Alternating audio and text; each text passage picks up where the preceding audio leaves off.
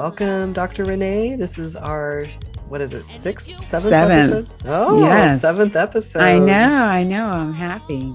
Yeah, me too. This is the seventh episode and part two of our hmm Love in the Time of COVID. Did you do Yes. anything special for Valentine's Day, which was Well, last I week? was very, very busy, of course, saving the world. So Hey, so that's a that lot of love. yeah, so that was mainly focusing on loving the world and my clients. So that was still a great thing. Very wonderful. And in hmm our house, we just had a very nice dinner as a family, but Oh, mostly we're just thankful that we're all doing much better from our yes. bout with COVID. COVID. Yeah, Yes. So yes. You that do was our sound much better. thank you. I feel hmm better. Got some hmm energy back. Yes, good. So today, I think we will cover some questions that were submitted by our listeners. So thank you, everyone, hmm for submitting some Yes, thank you questions. so much. Our listeners are just the best. They sure are. hmm And a little different will be that I'm going to ask you some of the questions, and then Okay. if you could give us some feedback in terms of psychology, and then we also will include some of our provoking actions throughout the whole episode, but then have some final thoughts at the end. How does that sound? I think it sounds perfect. Wonderful. Okay, so Dr. Renee, let's start out with one that I had someone reach out about, and it goes along Mhm. with some of our conversation from last week. Can you talk about compassion fatigue and how hmm we as individuals might overcome that? Okay. Well, first, compassion fatigue is when someone is caring for someone else or they're caring about a problem and their involvement in helping the other person or the other problem being saved is causing so much of a drain on their personal resources that they become fatigued. You can have colleague compassion fatigue, you can have patient client fatigue, or you also could just have compassion fatigue if you're caring for your parents, a loved one, someone who is sick during or with COVID.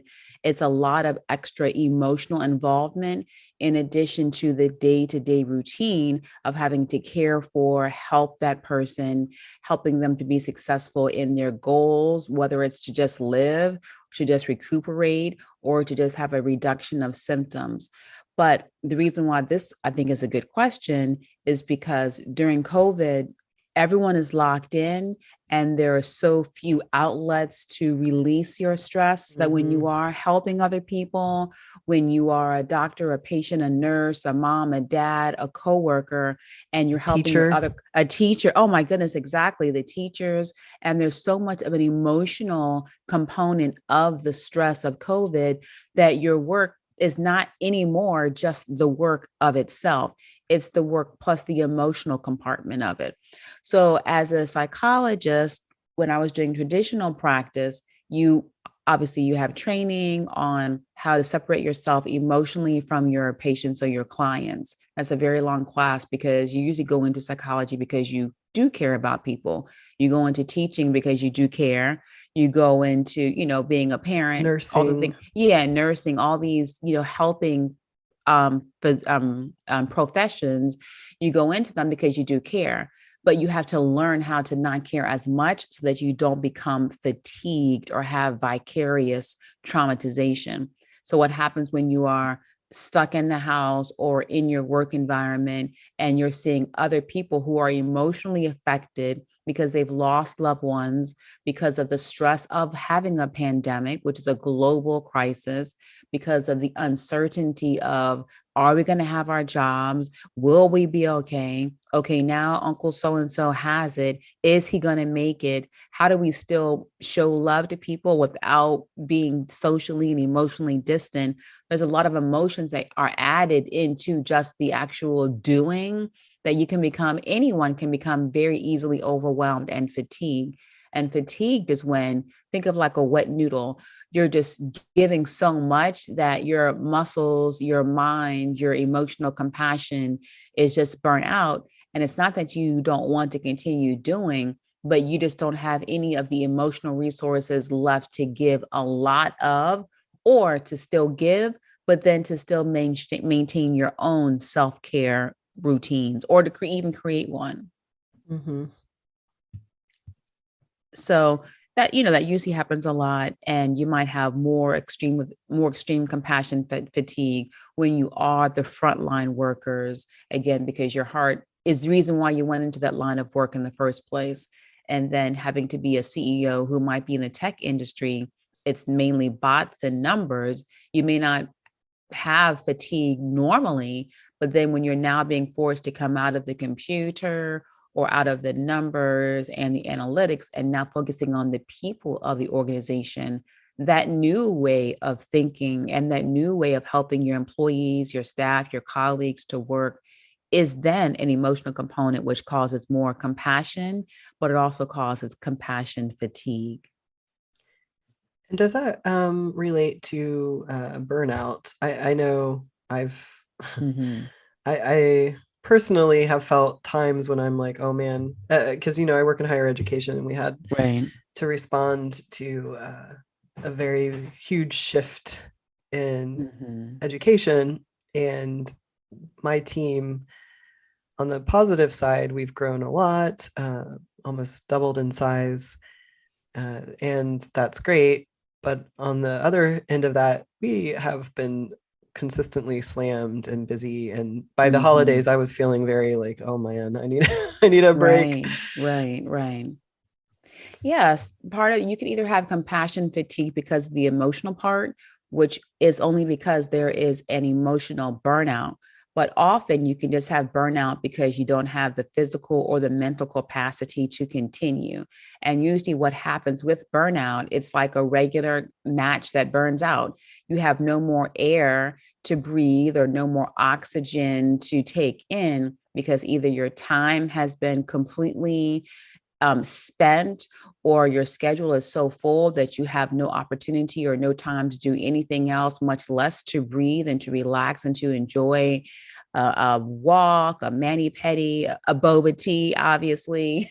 so you're so busy giving or so busy doing that you have just a burnout. Now, the burnout is a component of compassion fatigue, but just because you have burnout, you won't necessarily have compassion fatigue. Got it. But so it's not the same. So it's like different between causation and correlation. Mm-hmm. Yes, you can have burnout, but you may not have the compassion because compassion is the emotional component of the fatigue. But in both instances, you are completely left without enough mental resources to do what you need to do physically. And that It's like, might show up as not being able to sleep, but you're so tired, you can't mm-hmm. wind down enough to go to sleep. Or you might have rashes, skin loss. You might have infections, dry skin suddenly.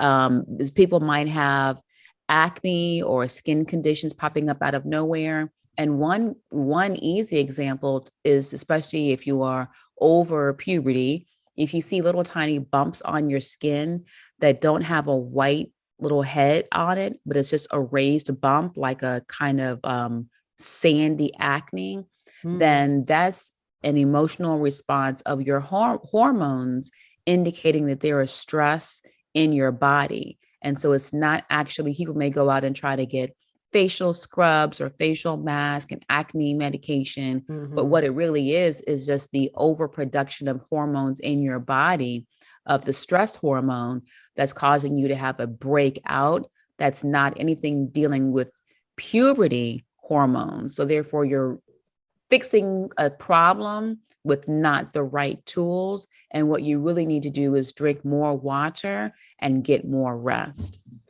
And that stress hormone, cortisol, is Mm-hmm. also what causes weight gain. So Mm-hmm. even if you're not changing any of your diet, like if you eat pretty healthy and you're fairly active, That's right. if you have a lot of cortisol, it actually, isn't it the stomach fat that it Yes. Yes, that's right. specifically? So then it's Mm-hmm. like a sort of snowball effect, because then, if you're gaining weight, you're going to feel less attractive, Stressed. less motivated, Mm-hmm. more And stressed, more and you stressed won't. out. And now I got to go lose weight on top of all of this. So then you Yes. feel like pressure to exercise, which can demotivate a lot of people, because then they're like, it's Mm-hmm. overwhelming. I don't want. So it's Mm-hmm. like, it's really, that's all of that is really hard to overcome. But if you recognize that it's stress and that it's going back to needing to do more self-care, then you can hopefully figure out ways to adjust, Exactly.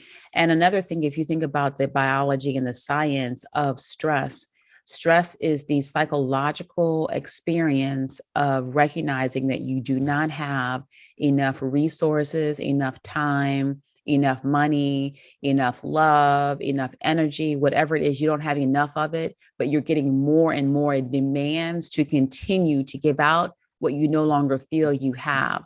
And so when your body experiences that, then it goes into its instinctual survival mechanisms. And so the increase in fat is because your body is thinking we're going into a very crisis situation and we may not be able to eat. So they're recognizing as a fight or flight syndrome inside of your the cortisol arousal levels and the increasing in fat is your body's way of trying to protect you. And what it can sense is a crisis and a famine, and that you may not have enough food or resources to live.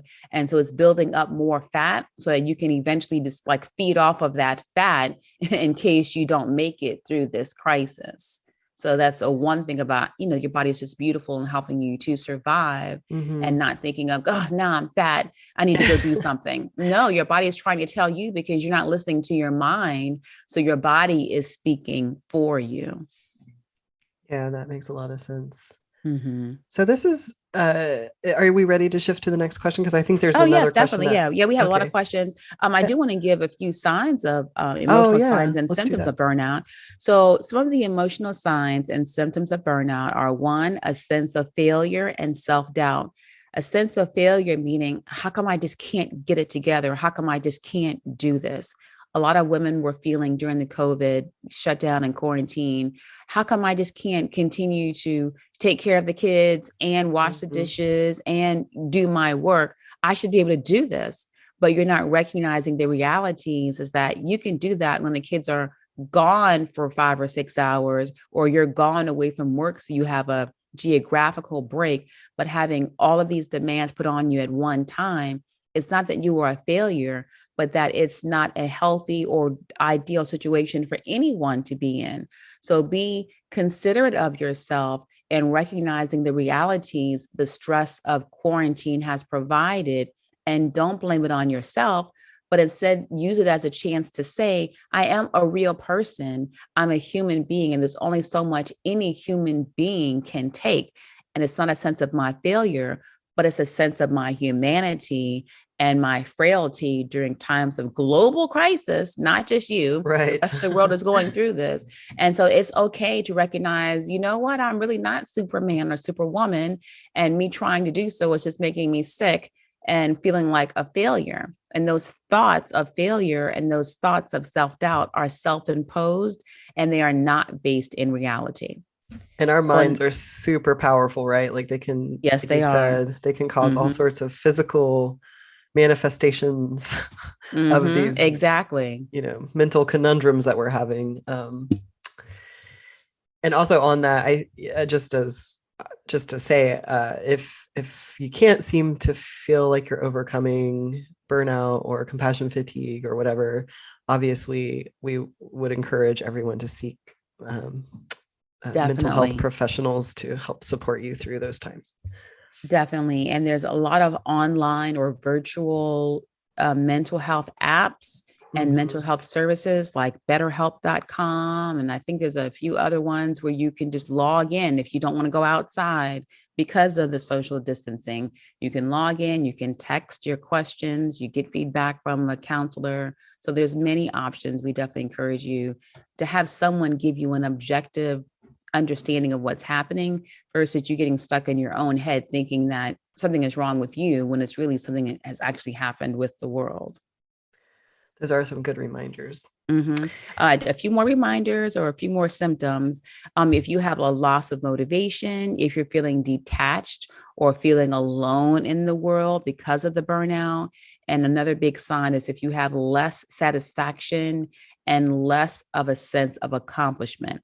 And again, it's because you're not able to give a lot Therefore, you're not able to receive a lot or do a lot to actually take care of what really matters to your whole self versus just checking off your list of what has to happen. So those are just a few more. Well, and when I was talking about the feelings I was having over the holidays, like, well, before the holidays, Mm-hmm. I decided to take 2 weeks of vacation, and Oh yeah, you remember that? I completely Mm-hmm. like turned off all of my devices in terms of connected to work, and Mm-hmm. I even tried to avoid being on the computer Mm-hmm. as much as I could. I did a little bit because I was teaching and doing some other things, but it was kind of on my own terms. So I felt more in control. Whereas with everything that was happening in my professional life and some of my outside activities, I was feeling a little bit like, oh, wow, there's so much going on I can't Right. control and I have no choice. And I feel like that's like a mental barrier for feeling overwhelmed Mm-hmm. and things like that. So I that agree. helped me. I know not everybody has paid vacation days. Maybe So just 2 weeks, right? yeah. And not everyone does have that, but sometimes you can have 2 months off, for example, as far as teaching as a teacher, and it still may not be enough because your approach to your day to day or your approach to self care is what's a bigger issue than actually the Yes. time. Yes. So even when I'm in like a huge crisis for a client, a lot of press, I have come to realize that if I'm, in a hotel somewhere, if I don't at least go down to the hotel and walk for 30 minutes, regardless of what's happening every day, then that's very stressful.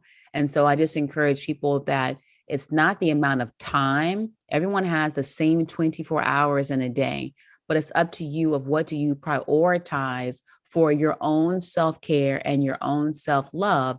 And if it's taking a walk, and if it's 5 minutes stuck in the bathroom because the kids are banging outside, like something you have to do to make it a deliberate decision to take care of yourself. And you don't have to be a millionaire. You don't have to have 2 weeks or 2 months of paid time off. You can have a single studio bedroom apartment and have a little corner just for yourself where you take that time just for you. And I am a mom, so are you. And so what I have found is if you feel as if you don't have any time, we have the car lines that the kids get to wait in and drive around with the drill sergeant crossing guard telling you where and when to go for your cars to park and to pick up your kids after school. And so Mhm. it's a 30-minute wait. And so what you can do is just listen to your Audible books during that time. We are also on Audible. You can listen to this podcast during that 30-minute time. You could just have complete silence and listen to quiet nature. But there is a time that you can make it if you make it a priority. That's it, isn't it? Just Mm-hmm. prioritizing time Right. because like you said, there are 24 hours in the day. And I know some days I wake up super early, get my kid ready for school, go to work, get off work. I have other community involvement meetings. Mm-hmm. Then I'm not teaching at the moment, but I teach online, and I might be grading or communicating with students. And then next thing I know, it's 11 o'clock and I've taken Mm-hmm. 0 minutes to myself. But if I made it just as important as any of those other activities, That's right. That's then right. I would have, so I'm, it's a lesson, a continual lesson, I think, to have to kind of make those things priorities. Right. But that really goes into beliefs about self care. So, Mm-hmm. whether you have compassion fatigue, and that's usually because the person, the group, the problem that you're trying to help solve or help be there for, especially if it's related to death and loss of life or loss of functionality, then you may feel as if, well, that's much more important to just be there by their bedside, to go and do the Panera bread runs, or to help whatever that grief is, lessen that pain somehow. And so you may rationalize, well, it's more important for me to take care of them or that Mm-hmm. situation than it is for me to just take 5 minutes to myself, because now I believe that taking care of me is selfish. And if I justify I'm okay being selfish when this other person is on their deathbed or death is at their door, then what kind of person am I? But in actuality, that's not true. There might be short terms or short times when you might need to just give your full focus to somebody or to a group of students, a group of people. But when it's Mm-hmm. going on for weeks and weeks, now it's become a habit, a routine of you deliberately neglecting yourself. Because now you are saying, instead of being selfish, I am being selfless and I'm caring less about myself and I'm caring more about other people, because that is a bigger goal to me, is to people please rather than to take self-care. So there's really a lot of, what are your beliefs about self-care? Do you feel as if it's luxurious, a waste of time, irresponsible use of your time, or you being selfish and you're doing all of these things so that you can help someone? But if it's going on and on and on, the crisis is over, it's just a way of life, then you're not really helping yourself or the other person. It also could be if maybe you just enjoy being the hero and the save the day person, and you enjoy and value that more than your own health of relaxing, taking time to yourself, drinking your water every day. So you have to think about, what are my motivations for having this compassion? Am I doing it because I get an external benefit of, oh, you're such a great person, you're such a great daughter, you do all these things for your mom, and you're just giving so much of yourself, and you like that, and you're okay with that being your goal and your reward, rather than you actually taking care of yourself? Or is it because you feel so guilty that when you take any time for yourself, that you're like, well, how can I do that when they really, really do need me? So you have to recognize, what is the story for you about your beliefs for self-care, and how does that manifest when you do care for other people during times of crisis, such as COVID, or during other times of crisis? And then how do you continue that in a way that's more detrimental than helpful for your life? I hope that wasn't Yeah. too long. I feel like I Yeah, was but on talking the like flip side forever. of that is, if you do build in self-care, Mm-hmm. it can become a habit as well. And Yes. little little habits. There's a book called Atomic Habits. I haven't Mm-hmm. completed the whole book, but the whole premise of it. I haven't had time. Which is probably the point of the book. But the idea, the premise behind the book is, if you build small, deliberate habits that can help you in different aspects of your That's life, right. they become atomic habits, meaning they're small but have a huge impact over time. Mm-hmm. Mm-hmm. But on the same topic about, habits and self-care and taking care of others, let's talk about being parents. So there's actually a report that came out recently that says half of all parents reached their breaking point, according to new research from Bright Horizons. Mm. So basically, it's been very challenging for families during this time because of either Yes. shut down daycares or schools, or even if your child has been exposed, they might have to be at home. If they get sick, they have to be at home. And it's been very challenging with Mm-hmm. the lack of continuity for in-person activities. So specifically, this question came in: how can single parents not get depressed while they're stuck in the house with their kids, helping with virtual classrooms, doing all the normal, household activities, and then also having a challenge because they're a single parent, being able to get Mm-hmm. out and do things for themselves? Mm-hmm. How Okay. can they help themselves from falling into some of these things we've just been talking They were about? talking about, because that's a good question. Well, the first thing is, being a single parent, you might be 24/7 responsible for taking care of the child, the lifestyle, everything that happens that you normally would do if you would have had your spouse with you. And what happens is that, because there is no delineation of time nor any boundaries of, okay, I can stop and do this or I can stop and do that for me, then that also becomes a habit that you develop that is more unhealthy. And Usually, if you are the single parent, it's because you cared enough or were shown to care more. And so you take that responsibility of child rearing seriously. And then you again might have self-imposed limitations on what you do for yourself. So in the early example, when I mentioned you might have to just be in the bathroom, having the lights off, light a candle, or just sit there and just have 15 minutes of me time and focusing truly on not feeling guilty about taking time for yourself. And then, like you said, with the atomic changes, it might start off with just 5 minutes to yourself. It might then go into 10, 15 to then maybe an hour. But I would just encourage you to recognize that just because you're a father or a mother or you're a single parent, it doesn't mean that you are also not a woman, a man, and a person who does have your own individual needs biologically to rest, your own emotional needs, and the hierarchy of needs for self-actualization and life fulfillment.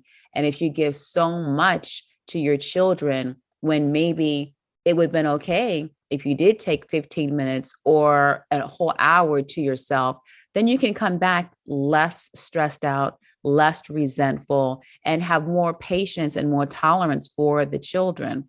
So I would encourage you to recognize that being a single mother or being a single father, being a grandmother or a grandparent who's taking care of a child or children, it's okay to also take time for yourself, because when you do, you are actually healthier physically and emotionally, and then can be a better guardian to that child or children. So stop with the self-guilt and add more self-love. I'll admit to being somebody who goes and shuts the bathroom door. It's like a private space, like, off limits. Nobody's allowed to come in here. Who knows what's going on in there? But yeah, when Jonathan was younger, I used to do that. Then he would put his little fingers through the door. Like, can you still see me? Can we just touch hands while you're in there? Oh, sweet. So sweet things like that. But I had to, even if I'm a psychologist, and I still had to focus on, it's okay to just have a few minutes to yourself, especially because I was breastfeeding. So you're like literally being drained out. So it was like a lot that I was like, I just need just like a break for right now. Like I am physically and emotionally being depleted and sucked out.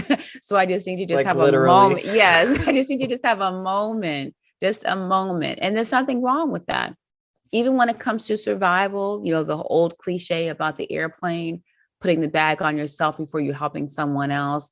It really is true, because if everyone is depending on you, and I had to learn this the hard way, just as, for self-revelation and honesty, it wasn't until I kept going into the emergency room for being so stressed out, for trying to solve everyone else's problems.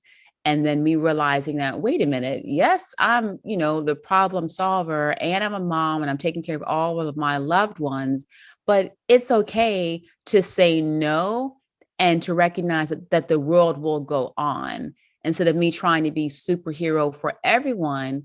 And then recognizing that most of the time, they don't really want the problem solved, and whether it can be a child or your colleagues, they just want you to do the work. And so that made me realize a while ago, okay, let's be smarter about who and how I help in a way that it's not damaging to me. Because then when I would end up going to the emergency rooms or being sick, then nobody was being helped. So I recognized, okay, wait a minute, let me do this from a more strategic standpoint of yes, help and do, but also help and do for people who either truly cannot do for themselves, or if they can do for themselves, allow them to take some responsibility and ownership for their own problems or their own challenges, empower them to then be the person to have compassion for themselves or to be part of their own solution, rather than you taking it on all by yourself. And then now you're sick or you're dead. And now the persons and the groups and the problems that you thought you were trying to be of service to have gone on about their life, and you're in the grave somewhere. So our provoking action, please do not work yourself to death. Don't work yourself to death. Yeah. And, again, about the single parents, it's the same thing. You just have to make a decision as much as you love your children to love them enough to take time for yourself so that you're not as frustrated, not as resentful, and not burnt out from just taking care of them. And so as you were talking through that, I had I had some thoughts, but this actually Okay. goes into a question that came in as well. We kind of talked about this last week a little bit, but Okay. how can couples not get divorced Oh my during goodness, COVID? yes. Yeah, we did touch on that one. And obviously, everyone don't forget about my journal, Hotter Love, Deeper Sex, a 30, what is it? Deeper Love, Hotter Sex, 30-night challenge for couples. And this is part of it. Basically, what happens when you are stuck in the house together and it's a quarantine, it's going on and on and on. You're recognizing behaviors or habits that might be okay to hear and see every once in a while, but seeing it every hour or all day, every day can be very annoying. So even in your relationships, even when you are in love and it's the beginning stages of romance, still take time for yourself to be a part, to learn who you are in this relationship. And if you are already married and it's been 30 and 50 years in, then still recognize that, yes, you are a husband, yes, you are a wife, but you're also a human, and that you need to still engage in self-care so that you can still come back to your spouse and not be again as resentful, as frustrated, as overwhelmed. And that can make your marriage that much better. So that's the easiest thing, is to again Mhm. still engage in self-care. But also it might be a good opportunity to recognize, okay, look, the whole world is getting a do-over. Let's do a do-over in our marriage as far as who does what, when we do what, or how can we become closer during this forced physical being stuck in together? How can we grow closer emotionally? So maybe use it as a chance to not be resentful, but as an opportunity to just learn more about each other. And of course, it's always great to be able to have spontaneous sex, which can then Mhm. increase your passions for each other. But you really only can do it and enjoy it if you don't have baggage and frustration and unspoken words. So maybe have a challenge for yourselves to just communicate more, even if it's just a 5-minute check-in every day at 12:30. Something that you have to do that's different to get out of that rut, that then only makes it a breeding pool for more frustration and resentment. And then you can't stand each other. And now you definitely have to feel as if divorce is the only solution. And I was thinking about again back to when I was feeling a little burnt out and Mm-hmm. overwhelmed. And there are some things I enjoy doing. Like I enjoy cooking. I Oh, enjoy yeah. there's some household activities that I don't mind doing because they're enjoyable to me. But the time when I was starting to feel a little burnt out, I realized I was taking on too much and not enjoying them anymore. And so Mm. once How I are you taking realized, on too much? What, like, how are you doing that? because I would, wake up, do my the routine that I just mentioned before, Mm-hmm. and so it gave me very little room for to just Mm. relax, to set my mind at ease, to take a break. And so I realized, there are some things that my husband can do to Mm-hmm. help here. Mm-hmm. And Mm-hmm. because I hadn't verbalized that to him, I it was becoming this sort of silent frustration toward Right. him, when Right. actually it was Right. like me not communicating. I'm not saying that like he, Mm-hmm. I mean, I want ideally my husband to just automatically know what I'm thinking and what I need, but Right. he isn't a mind reader. So I Right. realized I need to just very explicitly tell him, I need you to start doing Mm-hmm. this. And so what we agreed, he would make the lunches, he would make dinner a few nights a week, Oh, okay. so he would read to Jules in the evenings. That's usually Mm-hmm. my thing that I do with him. But Mm-hmm. so basically we just sort of reshuffled some of the expectations, and Yes, it that's has been good. very helpful. So that helped us Okay, a lot. good. So I won't ask about your passionate nights, but very good. Very Well, that also good. has been helpful. Okay, good, good, good. And also when it comes to not getting a divorce, sometimes during COVID, because there's so much frustration, Just like earlier, when you have fatigue and self-doubt for yourself, the same thing happens in marriages. You feel as if, okay, well, I'm so frustrated with you, or this marriage is a failure, or this marriage is not working. When in reality, you are minimizing the great impact that COVID is having, that the pandemic, the quarantine, the global uncertainty is having. And you're thinking that, well, if our marriage is strong enough, we should be able to survive. Yeah, but this is not a normal situation. So Right. be lenient with your spouse, lenient with each other. And then a nod to what you were saying. Of course, your husband's not a mind reader, but in addition to that, men look at problems differently than how women look at them. Men look at more of the bigger picture and how can I win? How can I come out of this as the hero? Whereas women look at how can I just make every single detail taken care of?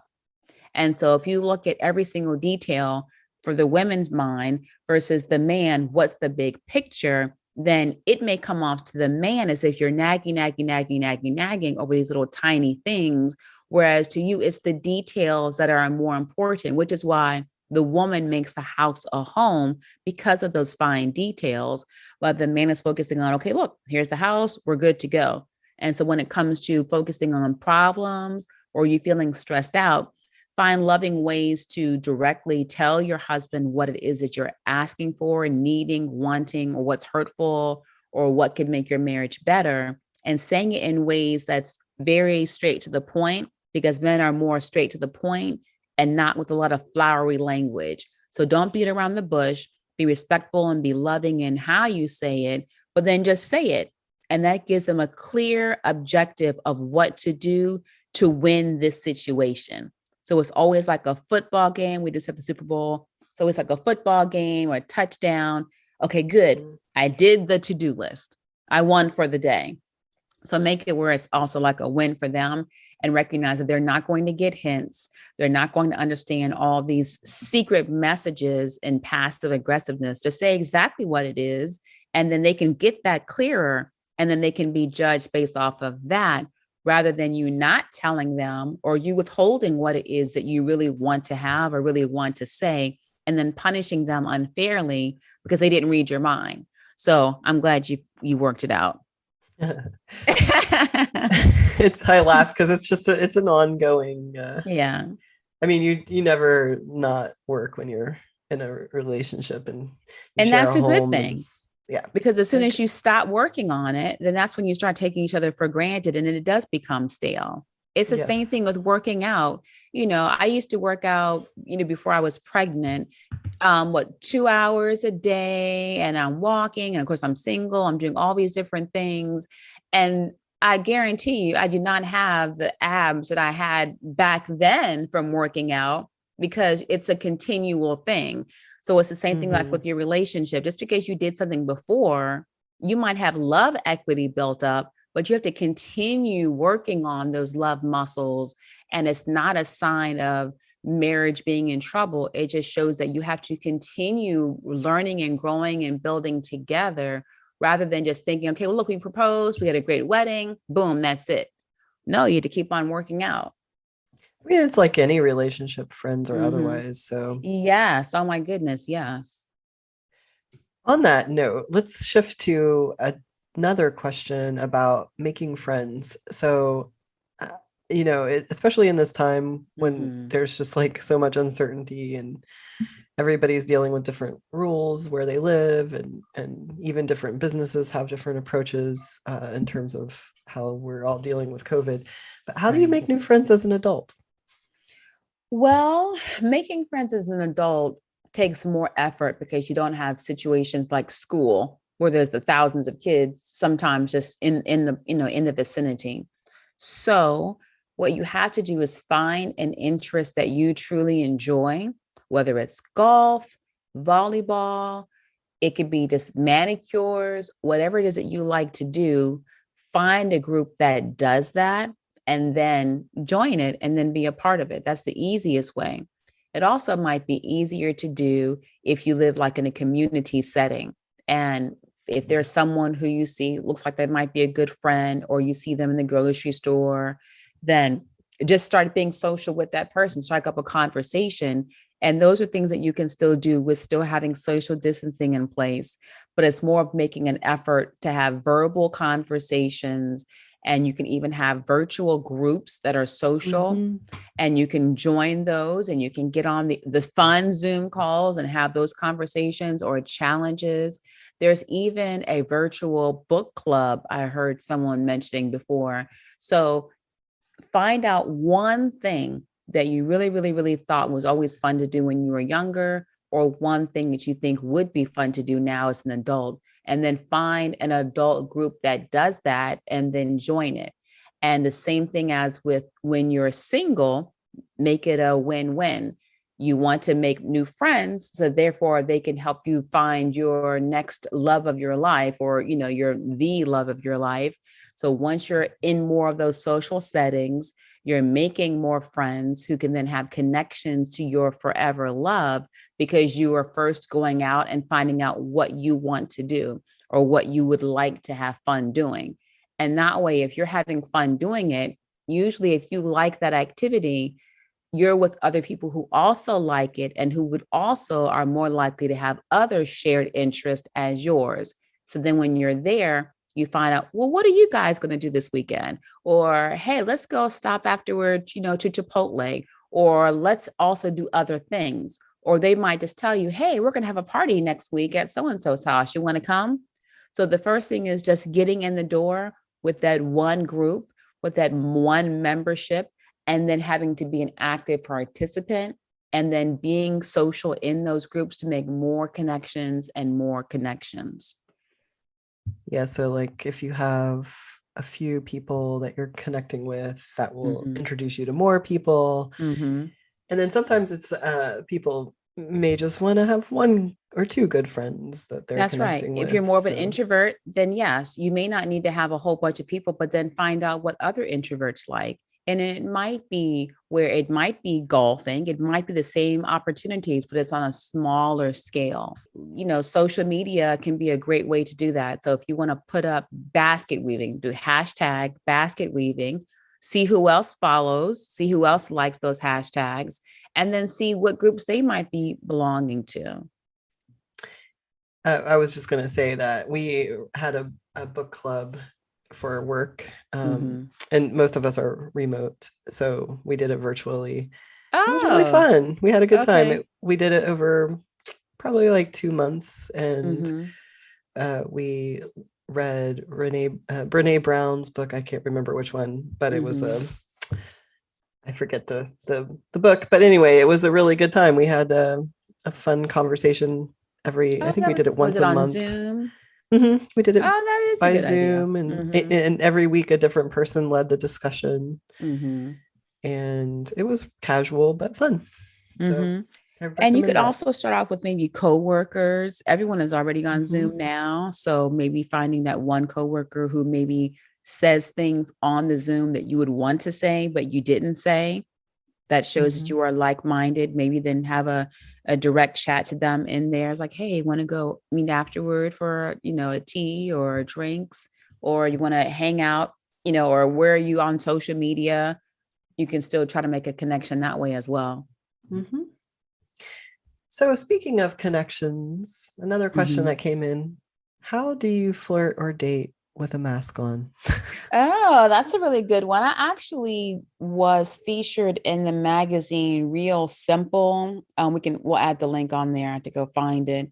And it was how do you flirt and how do you make social connections when you have a mask on, or something like that. But I know one of the things I responded with is the eyes are the main communication in addition to your smile. With the mask, your smile is cut off.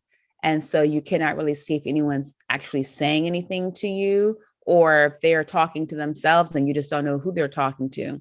So what you can do when you're flirting to have a first date on, then what you can do is to just use your eyes. Think of it as if you're like an Egyptian goddess, if this is for the Ooh. females.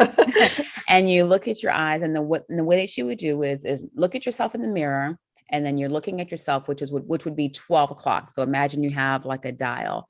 So you're looking at 12 o'clock. A guy walks by you in the grocery store. Then what you do is you turn your head to 10 o'clock, and then you raise your right eyebrow up as if you're showing interest. But by doing that, your head turning is a very quick way, very innocent way to show that you are making a non-verbal language flirt that they could definitely pick up on. I like that. You see your soul through your eyes. So very true. And by the way, when you're having like more intense sex or trying to increase orgasms, then just eye contact is a way to make emotional connections deeper, which then just releases into your body the same way. I like that. So we're going to shift a little bit in terms of the questions, but this is more about, well, I guess it's similar. So another person said, I have anxiety, so COVID made it easier for me to stay home. I didn't have panic attacks, and then I was feeling better. Now with things going back to normal, I'm more anxious and I feel like I'm having a setback. What should I do? So that would be what I would consider would be like a test lab. You know, as science, you have like a lab situation that's not part of the real world. So I would encourage you to recognize that during this false situation or the false experiment of being stuck in the house, it wasn't that you were getting better or worse. It's just that it allowed you to not have to deal with the other things that you were actually afraid of. When it comes to anxiety and panic attacks, anxiety is the only mental health diagnosis that you cannot treat with just medicine. And that's because anxiety is always thought-based, and no medicine other than making you go to sleep can make you stop thinking. And so what you had to focus on is, one, the return of going back to the world is not a failure on your part because the panic attacks are increasing. Instead, you were just isolated from reality that wasn't allowing you to face what your true thoughts are or your true fears. So think about it from an experiential psychology standpoint. What is it that you are afraid of? What am I thinking the worst will happen? Because when it comes to panic, you're imagining the worst rather than the best. And then take that worst case scenario and then say, but what's the best that could happen? And then take small steps to either walk out the door, go to the post office, sit in your car in a crowded parking lot, small ways to kind of build up your confidence a lot more while you're working on the underlying reasons that relate to the anxiety disorders or the panic attacks in the first place. And one way that I think could be a way to ease yourself into, like, if you're not required to go back to work right away or whatever, you could even do something as simple as picking up your groceries instead of going into the grocery store. Just order, pickup. I know a lot of places do that now where you can just drive up and but that gets you up, right? Yeah, that gets you out into the world. You're going somewhere that's not your home, but you have minimal contact with other people. So it might be a good bridge before you jump right in and go on full force, Yes, I think that's excellent. I think maybe the sum or the summary could be, for whatever it is, for love, loneliness, and dating during COVID or not getting divorced, then just take the small steps. Small steps. Just take the small steps and the small actions. And when it comes to men, if you're listening, when it comes to women, it's the small things that matter so much more than just the big things. So small, in some cases, is always good. Big is also good, but yes, yeah. Without getting X-rated, yes. So funny. Wait, every episode we're alluding to penises, I think. Really? I think so. Sex or something. Because I'm still focusing on these daggone 30 nights of sex journals. On sex is everywhere. So I think that will help us keep committed listeners. Oh, yes. Join us next week for our sexy secrets. We can do something like that. Ooh, sexy secrets. I don't think that was on the plan for our next episode. No. I'm just kidding. Yeah, I'm just joking. Yeah. But seriously, everybody, yes, we are a wealth of information. We're definitely provoking action in more ways than one. But what will we have next week for our listeners, Dr. Alicia? Well, next week is President's Day on Monday. So we are going to have a special episode around presidents who have raped. Yes, yes. A very serious topic focusing on presidential behavior Misbehavior. and misbehavior. Yes, yes, very good, very good. Because we like to call things out, Dr. Renee, Yes. don't we? That's right. Calling things out, explaining what they are, and not glorifying historical misrepresentations of presidents who have maybe done great work politically, but then on the personal side were egregious. Because that all matters. Yes, it does. All right. Well, thanks for listening, everyone. And we look forward to coming back to you next week. Yes. We are your provocateurs. I'm Dr. Renee. And I'm Dr. Alicia. Be informed, be entertained, be provoked.